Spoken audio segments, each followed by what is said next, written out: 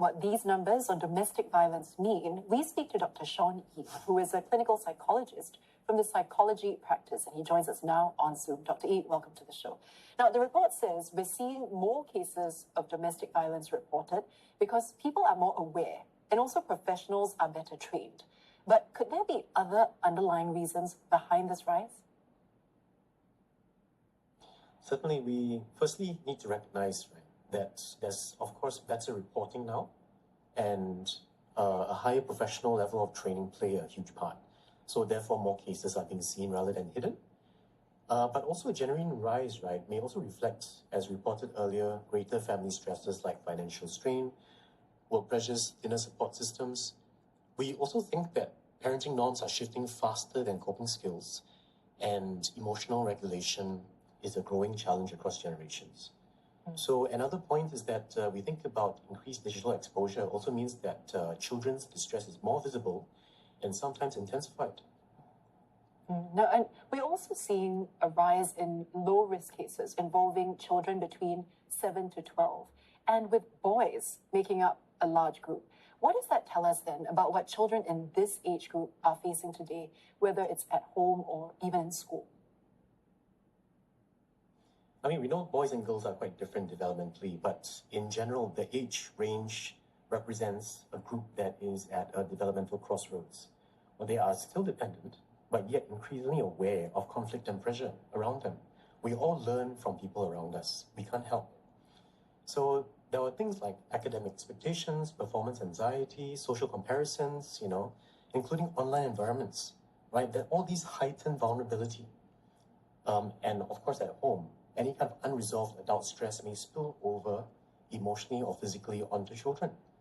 Okay, we may start seeing kids breaking down earlier rather than only in adolescence as traditionally expected. Now, with the year-end holidays coming up as well, are these breaks usually a more vulnerable time for children in troubled homes? Or what can the rest of us do when it comes to keeping these children safe, especially during this period?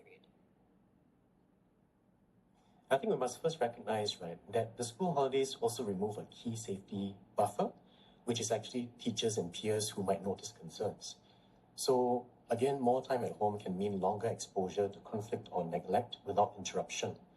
So the public can help by staying attentive, check in on families, don't ignore signs of distress, and try to report concerns earlier if possible. Community spaces, for example, and programs offering safe activities can be a lifeline for vulnerable children if they are aware as well. Now, Dr. Ee, we heard earlier that the reports of spousal abuse, that's also up. And it's mentioned that these are mostly self-referrals, especially due to greater awareness. Now, this is quite encouraging because it shows that more women are speaking up. But does this also indicate that education and campaigns that have worked and that more can actually be done? Yeah, certainly. I mean, if we think about it, chronic exposure changes how the brain wires us for trust, safety, and emotional regulation. Well, kids may learn that love comes with fear or that harm is normal, shaping our future relationships. So it can lead to hypervigilance, withdrawal, aggression, or difficulties with concentration and learning. So what we can do is, early intervention.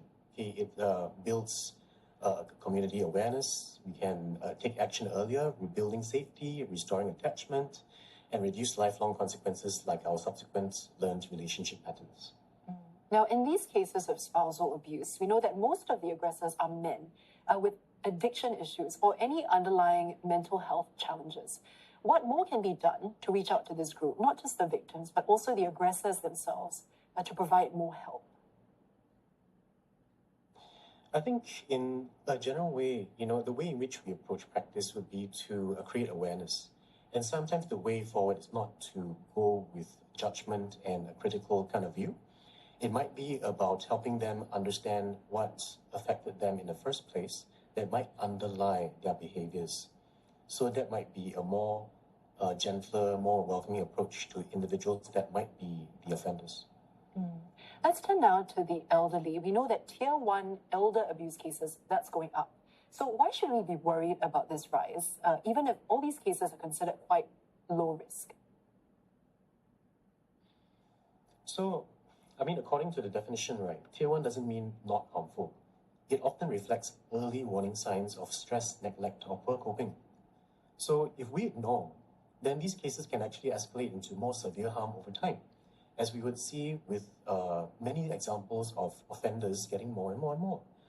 So they signal pressure on caregivers and gaps in emotional or practical support for families. So action at Tier 1 is prevention, and we know that the best chance to stop further deterioration is here. Now, before we go, Dr. Ee, what more can each of us do in our own capacities to prevent abuse in general and to look out for people who might be in these situations? I think in general, again, the point is about being able to be observant for people around us, especially knowing that there might be some elderly in our families or someone else, neighbors as well.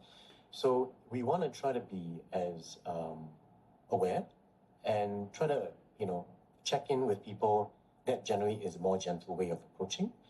And, in general, if we hear like loud noises, we hear like a lot of shouting and stuff like that, we don't want to be busybodies, but we just want to keep an eye out in case someone might, require more help.